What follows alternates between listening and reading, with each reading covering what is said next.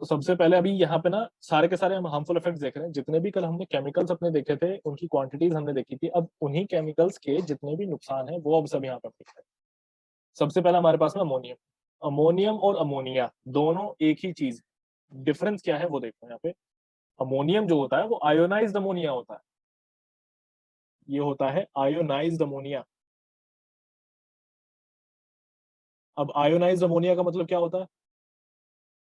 Ammonia का formula होता है NH3, और आयोनाइज्ड अमोनिया जो हो जाता है, अब ये तो फिर इस तरीके से गलत हो जाएगा। आयोनाइज्ड अमोनिया जो होता है इसका फॉर्मूला होता है NH4 पॉजिटिव। यहाँ पे इसके पास में H जो है वो आ जाता है। अमोनिया का अगर मैं फॉर्मूला यहाँ पे बताऊं तुम लोग तो वो होता है NH3,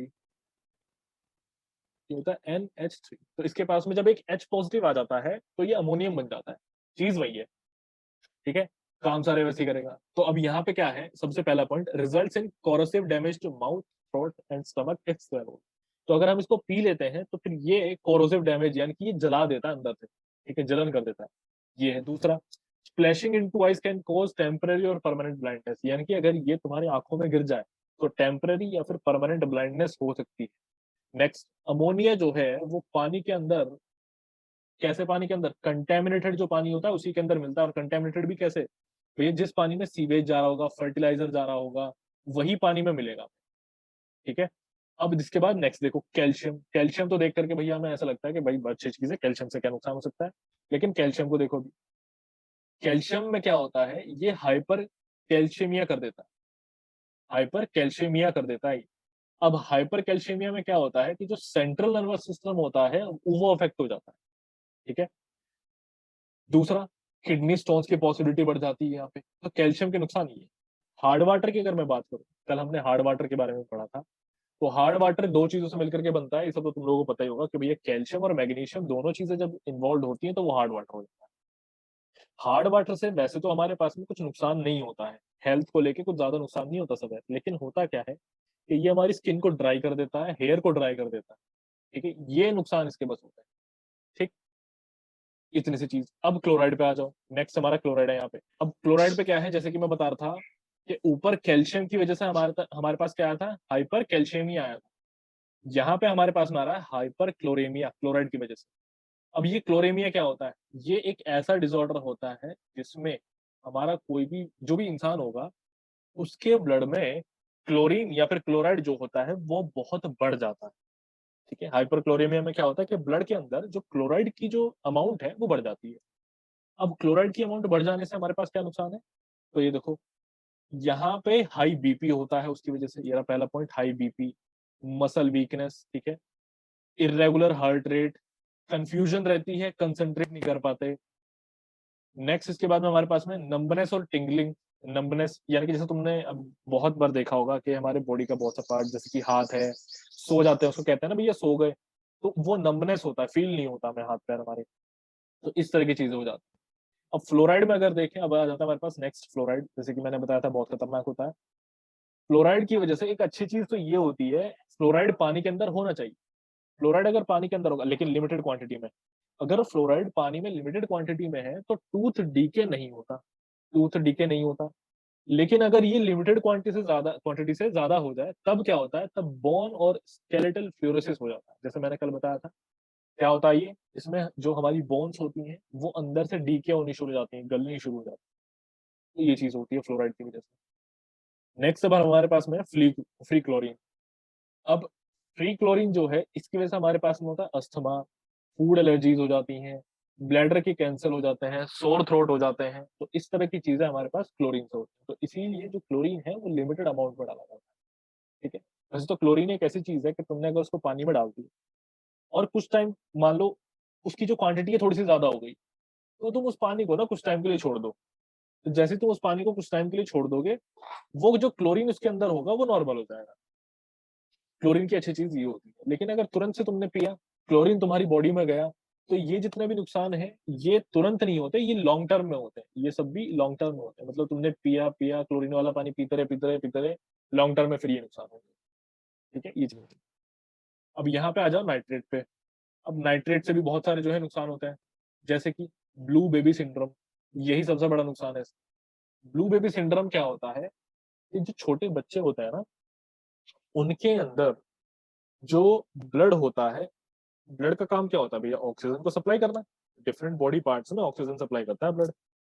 लेकिन नाइट्रेट की वजह से उन छोटे बच्चों में वो जो ऑक्सीजन की क्वांटिटी होती है ब्लड के अंदर वो कम हो जाती है। जब ऑक्सीजन नहीं पहुंचता ना डिफरेंट डिफरेंट पार्ट्स में, तब उसकी जो बॉडी है वो ब्लू होनी शुरू हो जाती है, नीले रंग की होनी शुरू हो जाती है। तो इसी को कहते हैं ब्लू बेबी सिंड्रोम।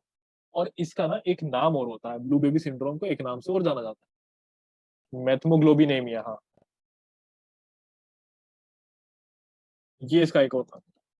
अभी जो मैथमोग्लोबिनेमिया है इसके बारे में अगर मैं तुम्हें डिटेल में थोड़ा सा बताऊं तो क्या होता है, देखो। ऑक्सीजन, ये तुम्हें नॉलेज के लिए मैं बता रहा हूँ। ऑक्सीजन जब कम होता है तो एक चीज होती है, वो होता है कार्बन मोनोऑक्साइड।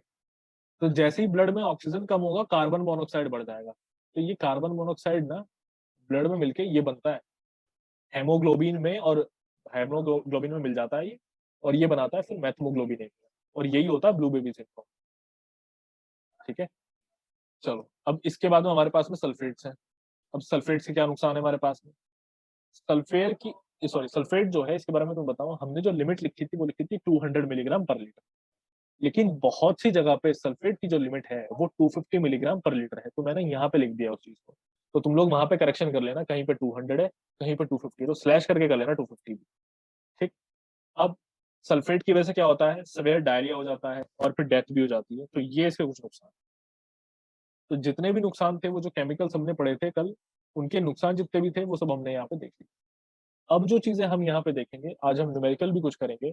एल्केलिनिटी हमें समझना है। अब ये वाले जो आगे के टॉपिक्स आ रहे हैं ये काफी इंपॉर्टेंट है यहाँ पे, बिकॉज न्यूमेरिकल्स आएंगे तुम्हारे पास।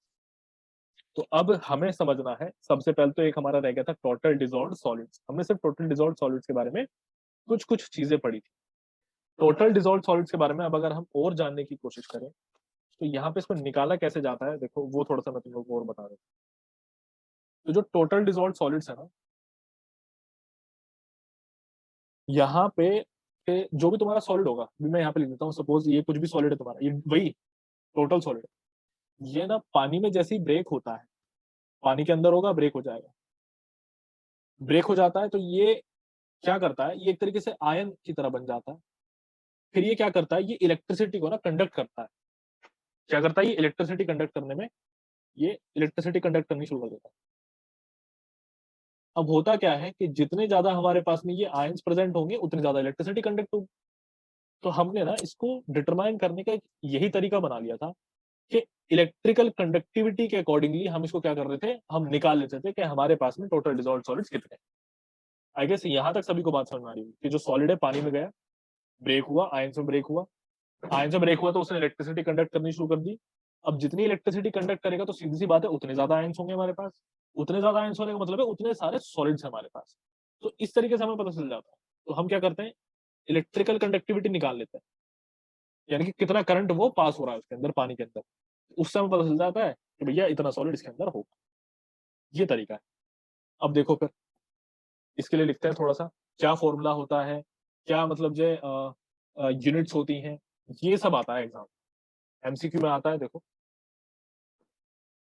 सबसे पहले तो यहाँ पे ये जान लो कि इसके सोर्सेज क्या होते हैं, टीडीएस के सोर्सेज। तो इसके सोर्सेज ना दो तरह के होते हैं। सोर्सेज का मतलब है कि ये टीडीएस आया कहाँ से, किसने दिया ये टीडीएस, टोटल डिसॉल्व सॉलिड्स। तो इसके एक मेजर सोर्स होता है, एक माइनर सोर्स होता है। मेजर सोर्स का मतलब है कि सबसे ज्यादा जो डिसॉल्व्ड सॉलिड्स हैं वो मेजर सोर्सेज हैं, और सबसे कम माइनर सोर्सेज हैं। तो जो सबसे ज्यादा होते हैं वो हमारे पास में होता है सोडियम। ऐसे ही फिर नेक्स्ट होता है हमारे पास में कैल्शियम। फिर एक हमारे पास में होता है मैग्नीशियम। तो ये सब हमारे पास में मेजर इसके सोर्सेज हैं। ठीक। अब अगर मैं माइनर सोर्सेज की यहाँ पे बात करूं तो हमारे पास में जैसे कि आ जाता है यहाँ पे आयरन, पोटेशियम। ऐसे यहाँ पे कार्बोनेट आयन है, ये CO3 2 नेगेटिव कार्बोनेट आयन होता है। तो कुछ इस तरह के जो है ये हमारे क्या आ जाते हैं, माइनर सोर्सेज के अंदर। ठीक है। तो पहला पॉइंट तो हमारा था यहाँ पे सोर्सेज का, कि सोर्सेज क्या होते हैं। दूसरा पॉइंट हमारे पास में यहाँ आएगा कि इसका एनालिसिस अब हम कैसे करते हैं। तो एक चीज तो मैंने तुम लोगों को एनालिसिस में बताई दी है कि भैया इलेक्ट्रिकल कंडक्टिविटी निकालते हैं। तो यहाँ पे यूनिट्स वगैरह क्या रखते हैं, थोड़ा वो देख लो। इसकी यूनिट्स क्या है, तो सबसे पहले तो एक ही पॉइंट हमें यहाँ पे लिखना है, approximate analysis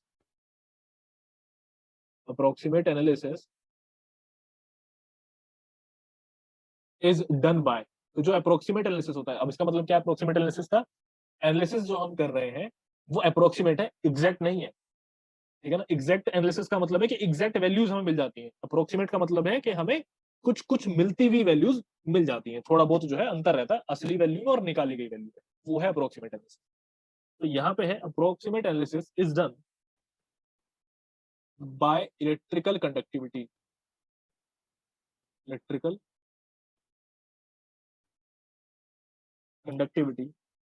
of water at 25 degree Celsius. ठीक, ये मोस्ट इंपॉर्टेंट है। ये पूछा जाता है कि इलेक्ट्रिकल कंडक्टिविटी कितने टेम्परेचर पे की जाती है, तो वो है 25 डिग्री सेल्सियस। ये पॉइंट यहाँ पे मोस्ट इंपॉर्टेंट। एक पॉइंट तो इसी में ये आ गया। दूसरा इसी में एक पॉइंट बनता है यूनिट्स का, कैसे निकालते हो टीडीएस, तो यहाँ पे वो फॉर्मूला काम आता है। तो फॉर्मूला हमारे पास में माइक्रो मो, अगर किसी को नहीं समझ में आएगा तो मैं बताऊंगा भी, रुक जाना बस जरा। ये है यहाँ पे micro mho into 0.65 equals to TDS milligram per litre. Units मैंने तुम लोगों को बताई थी, टीडीएस की यूनिट्स क्या है, मिलीग्राम पर लीटर। अब ये जो यहाँ पे मैंने लिखा है, कौन से की मैं बात कर रहा हूँ, यहाँ ये जो मैंने लिखा है ये क्या है भैया, 0.65 तो numerical value as it is. Micromole, अब ये जो है ना यहाँ पे, ये यूनिट्स हैं तुम्हारे इलेक्ट्रिकल कंडक्टिविटी की। मो कहते हैं उसको, मो, MHO मो। ओम का जो ओम होता है उसका रेसिप्रोकल होता है MHO। ठीक, ये चीज है। ठीक, तो यहाँ तक आई गेस सभी को कोई दिक्कत नहीं होनी चाहिए। ये आता है प्री में, पूछता है, इस फॉर्मूले को पूछ लेता है। ऑब्जेक्टिव में मैंने फॉर्मूला देखा है ये पूछते हुए। ठीक, अगर न्यूमेरिकल आया तो खैर, प्री में अभी तक मैंने न्यूमेरिकल सिर्फ इसका ESC में देखा है, वैसे तो देखा नहीं है। तो अगर आता भी है तो तुम्हें माइक्रोमो यानी कि कंडक्टिविटी की वैल्यू देगा, वो यहाँ पुट करना, 0.65 से मल्टीप्लीकेशन करना, तुम्हारे पास तुम्हारा आंसर है। ठीक, अब यहाँ पे कुछ और चीजें देख लेते हैं। अब इसका टेस्ट कैसे किया जाता है, यानी कौन सा डिवाइस होता है यहाँ पे, कौन सा डिवाइस यूज होता है, तो ये हमारे पास में थर्ड पॉइंट है। तो इसके लिए जो डिवाइस यूज होता है वो होता है पोर्टेबल डायनिक वाटर टेस्टर। ये डिवाइस का नाम होता है, पोर्टेबल डायनिक वाटर टेस्टर, ये इसका नाम। ठीक, तो इतनी चीजें होती। अब बाकी वैल्यूज तो तुम लोगों को पता ही है कि भैया टीडीएस की acceptable limit 500 milligram per litre और रिजेक्टेबल लिमिट 2000 मिलीग्राम पर लीटर, ये चीज हमने कल पढ़ ली। तो इतना हमारे टीडीएस में होता है जो कि हमने आज पढ़ लिया। ठीक, अब इसके बाद में कुछ चीजें हैं जैसे कि एल्केलिनिटी के ऊपर आता है न्यूमेरिकल, प्री में भी आएंगे मेंस में भी आएंगे, अभी वो देखो। अब यहाँ पे ये वाला टॉपिक जो एल्केलिनिटी का है काफी इंपॉर्टेंट है, वेरी इंपॉर्टेंट। इसकी जो इंपॉर्टेंस है वो दो जगह पे है, एक तो प्री में है और मेंस में है। प्री में डायरेक्ट छोटा सा क्वेश्चन पूछेगा और मेंस में सॉल्व करवा लेगा, पूरा पूरा एल्केलिनिटी निकलवा लेगा कि कैसे निकालता है एल्केलिनिटी। तो अभी जो हम यहाँ पे एल्केलिनिटी पढ़ेंगे ना, उसको कंप्लीट दोनों के हिसाब से पढ़ेंगे, प्री के हिसाब से पढ़ना, HCO3 नेगेटिव, ठीक है, ये तीनों होते हैं। अब देख लो, अभी जो एल्केलिनिटी है ये और कैसे हो सकती है, ये हो सकती है जब हमारे एटमॉस्फेयर में जो कार्बन डाइऑक्साइड है वो अगर जाकर के मिल जाए पानी में। अब वो कैसे मिलेगी भैया, जो आपके एटमॉस्फेयर में कार्बन डाइऑक्साइड है, बारिश हुई या आसमान से बारिश हुई तो दोनों के दोनों मिल गए, और जब दोनों मिल गए तब उसके बाद एक एल्कलाइन वाटर तैयार हो गया, है ना, ऐसा हो सकता है ना। तो एक चीज ये है, अब देख लो। तो अब ये मैं क्यों तुम लोगों को बता रहा हूँ, बिकॉज अब हम यहाँ पे क्या करेंगे, इसको डिसइंटीग्रेट करेंगे, यानी कि दो हिस्सों में तोड़ेंगे। अभी देखो, तो पहले तो ये लिख लो, एल्केलिनिटी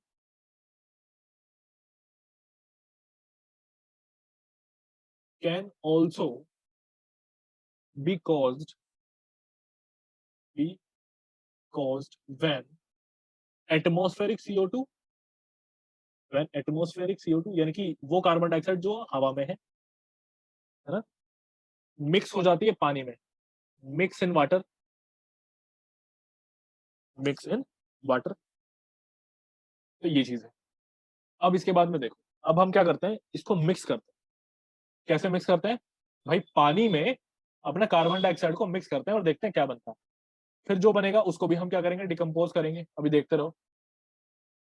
कैसे करना है अभी आगे। तो यहाँ पे जो हमारे पास में इक्वेशन है, तो सबसे पहला एक इक्वेशन बनता है जब हमारा CO2 मिलता है किसमें, पानी।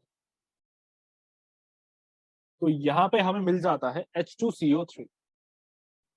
थोड़ा सा केमिस्ट्री आएगा, एनवायरमेंट जो हमारा है ना ये सब्जेक्ट, इसमें इक्वेशंस आती हैं, थोड़ा सा केमिस्ट्री इसमें आता है। तो थोड़ा सा ना तुम लोग अपना बैकग्राउंड रखना, टच रखना इक्वेशंस से, उनको बैलेंस करने से। तो ये चीज तुम्हारे लिए यहाँ पे जरूरी है।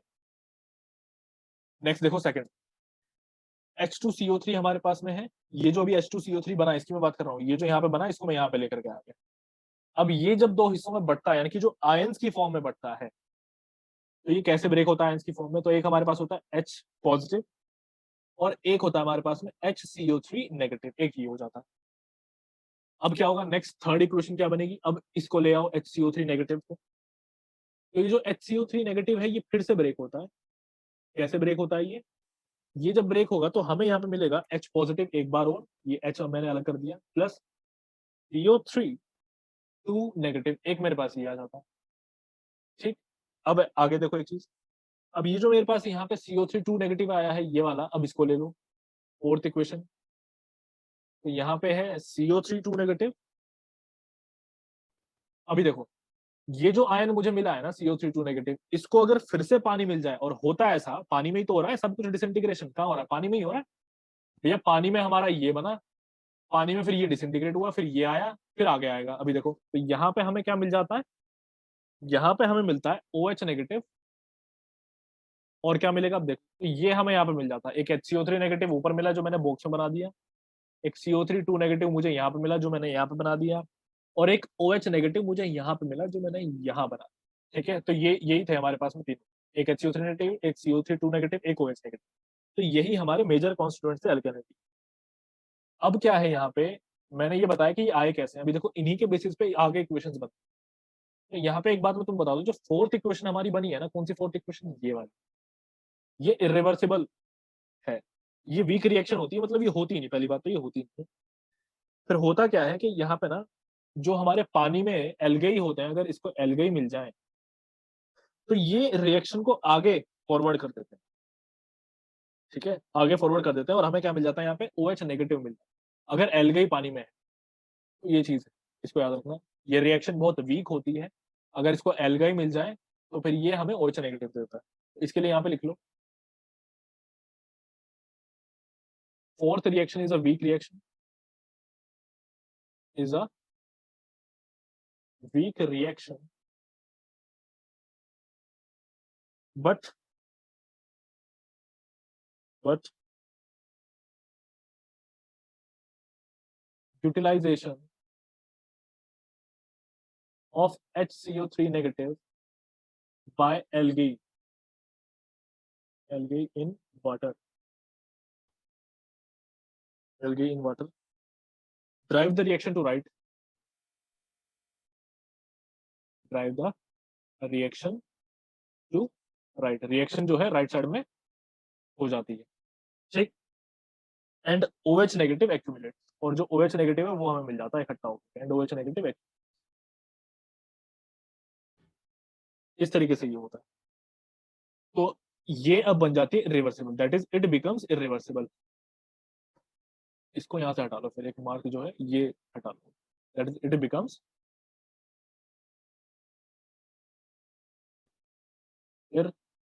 इरिवर्सिबल। अब सुन लो जरा, मैं तुम लोग बताता हूँ, एक कंफ्यूजन तुम्हारा ना हो जाए, बता देता हूँ। ये रिवर्सिबल है कब तक, जब तक HCO3 नेगेटिव हमारे पास में है। लेकिन यहाँ पे जैसे ही एल्गी आएगा तो वो क्या करेगा, इस HCO3 नेगेटिव को खा जाएगा, खत्म कर देगा, और हमारे पास सिर्फ OH नेगेटिव बचेगा। ठीक है, अब यहाँ पे एल्केलिनिटी हमने समझ लिया कि आया कैसे। अब मेन चीज आती है मेजरमेंट के, इसका जो मेजरमेंट है वो कैसे किया जाता है। अभी मेजरमेंट देखो, तो यहाँ पे इस मेजरमेंट से हमारे पास में प्री में क्वेश्चन आता है, और इसकी यूज से ही हमारे पास में जो न्यूमेरिकल होगा वो सॉल्व होगा। तो मेजरमेंट के लिए सबसे पहले जो हमारे पास में पॉइंट है वो यहाँ पे ये है कि ये टाइट्रेशन से किया जाता है। कैसे किया जाता है, टाइट्रेशन करते हैं हम, उससे होता है। तो देखो डन बाय, पहले लिख लेते हैं फिर मैं भी इसको पूरी तरीके से समझा दूंगा। Done by titrating the water, तो मैं बता रहा था यहाँ पे कैसे किया था इसको, टाइट्रेशन करते हैं, तो done by titrating the water with acid and and determining its hydrogen equivalent of alkalinity and determining, यहाँ पे डरना मत तुम लोग कि भैया ये कैसे कैसे नाम आ गए, determining its hydrogen equivalent of alkalinity, घबराने की जरूरत नहीं है, मैं सब बता दूंगा। तो डिटरमाइनिंग इट्स हाइड्रोजन इक्विवेलेंट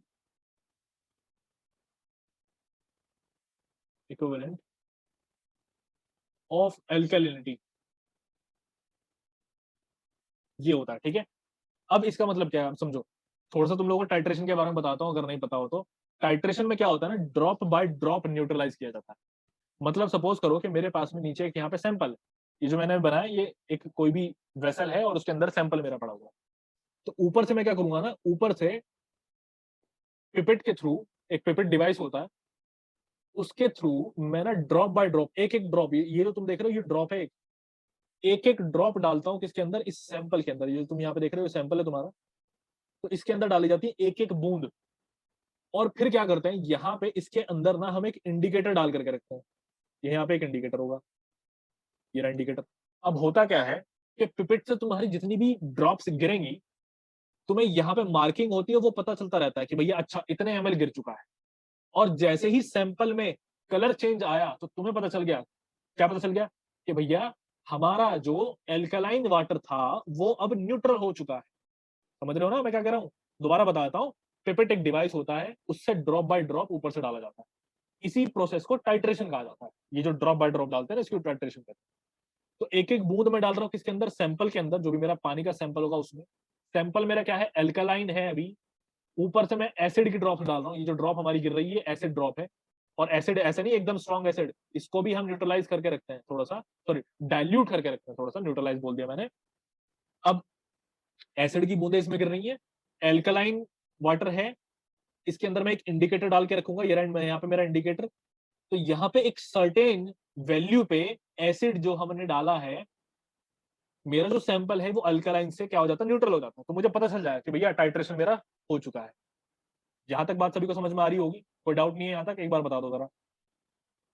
अब टाइट्रेशन हमने देख लिया, अब एक चीज देखो डेफिनेशन में, जरा दोबारा ऊपर आ जाओ, तो ये यहाँ पे क्या लिखा हुआ है, done by titrating the water. ये रहा वाटर सैंपल, यहाँ पे जो सैंपल है ना ये तुम्हारा वाटर सैंपल है, इसी की वो बात कर रहा है, इसको टाइट्रेट हम कर विद एसिड। एसिड कहां से गिर रहा है, ऊपर से गिर रहा है, ये रहा acid drop. And determining its hydrogen equivalent of alkalinity. इसका मतलब क्या है, इस शब्द का मतलब क्या है, यहाँ पे ना क्या होता है वो तुम्हें बता दूं, कि जो तुम एल्कैलिनिटी निकाल रहे हो ना, ये जो तुम एल्कैलिनिटी निकाल रहे हो कि भैया हमारे पानी के अंदर इतनी एल्कैलिनिटी है, ये किसके टर्म्स में निकाला जाता है, हाइड्रोजन इक्विवेलेंट के टर्म्स में निकाला जाता है, हाइड्रोजन इक्विवेलेंट। और एक चीज और सुन लो, सिंपल इक्विवेलेंट, ग्राम इक्विवेलेंट, ये सब के टर्म्स में निकाला जा सकता है, अभी आगे आएगा। अभी सिर्फ इतना समझो कि किसके टर्म्स में निकाल रहे हैं, हाइड्रोजन के टर्म्स में निकाल रहे हैं, बिकॉज ऊपर से हाइड्रोजन एसिड गिर रहा है ना, उसके टर्म्स में निकाल। इक्विवेलेंट वर्ड जो आ रहा है यहाँ पे, इसको मैं अभी थोड़ी देर में बताने वाला हूँ, तो कंफ्यूज नहीं होना बिल्कुल भी। और यहाँ पे जब मैं बता दूं तो आगे प्लीज कोई भी कंफ्यूजन इन फ्यूचर नहीं होना चाहिए। तो अभी इसके लिए देखो, पहला पॉइंट मैंने यहाँ पे तुम लोगों को बता दिया है। अब नेक्स्ट पॉइंट यहाँ पे मेरा सेकंड पॉइंट आ जाता है। सेकंड पॉइंट है कि इसको मैं एक्सप्रेस कैसे करता हूँ, यानी कि जो मेरी एल्कैलिनिटी है वाटर की, इसको कैसे एक्सप्रेस करूंगा, तो इसको मैं एक्सप्रेस करता हूँ in terms of milligram per litre of CaCO3, इसके टर्म्स में एक्सप्रेस इसको किया जाता है, मिलीग्राम पर लीटर के टर्म्स, ठीक है। ये याद रखना एकदम इंपॉर्टेंट है, प्री में पूछा गया है ये। तो एक तो पॉइंट ये आया है प्री में, ठीक। एक जो ऊपर हमने पहला पॉइंट पढ़ा है वो भी आया है प्री में, और जो थर्ड पॉइंट अभी मैं बता रहा हूँ वो भी प्री में आया हुआ है। तो थर्ड पॉइंट अभी देखो यहाँ पे, थर्ड पॉइंट क्या होता है, अभी जैसा मैंने बताया था तुम लोगों के, जो एसिड की जो ड्रॉप्स ऊपर से गिर रही आवाज नहीं आ है, रही। अच्छा ठीक। यहाँ पे अब जो मेरा थर्ड पॉइंट है, जैसे कि अभी मैं कह रहा था कि ऊपर से जो गिर रही है एसिड की ड्रॉप्स, मैंने क्या कहा था कि उसको डाइल्यूट करके रखते हैं। तो ऐसा तो है नहीं कि तुम कितना भी डाइल्यूट उसको कर दोगे, एक लिमिट होगी ना, एक स्टैंडर्ड कुछ होगा ना प्रोसेस कि भैया इतना ही डाइल्यूट करोगे। तो देखो उसको कैसे किया जाता है, तो वो सैंपल एसिड का जो होता है वो होता है 0.02 एन, एन का मतलब है नॉर्मेलिटी, H2SO4, H2SO4, सर ये हमारे पास होता है सल्फरिक एसिड, इसको हम यूज करते हैं, is used in titration, is used in titration and 1 ml of acid, 1 ml of acid will neutralize, अभी देखो यहाँ पे,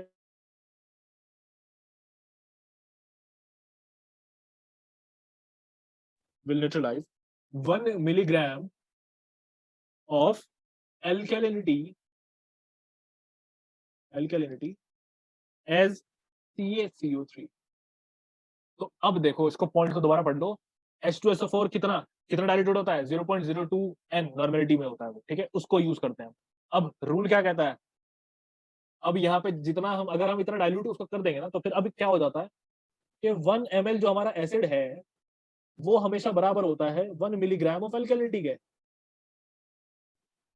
अगर हमने 0.02 NH2SO4 लिया हुआ है तो ही उसका 1 ml 1 मिलीग्राम एल्कलिनिटी के बराबर हो जाएगा। अब देखो कितना आसान हो चुका है, कैसे आसान हो चुका है वो समझो। भैया ऊपर जो तुम्हारा पिपेट था, यहाँ पे सपोज करो ये तुम्हारा पिपेट है और यहाँ पे ड्रॉप्स गिर रही हैं, इस पिपेट में तुम्हें पता है ना कितना ml एसिड यूज हो चुका है। तो जितना ml एसिड यूज हो चुका है तो सीधी सी बात है भैया इतनी एल्कलिनिटी इतने ग्राम में डायरेक्टली तुम वहां पे बता दोगे। तो आई गेस यहाँ पे सभी को समझ में आ रहा होगा कि हम इसको करते कैसे। यहाँ तक तो क्लियर हो गया ना सभी को। इसके बाद अभी देखो, अब लास्ट चीज में देख लो, अब इसके बाद न्यूमेरिकल हम यहाँ पे करेंगे। हाँ, थोड़ा सा मैं इसको नीचे कर देता हूँ।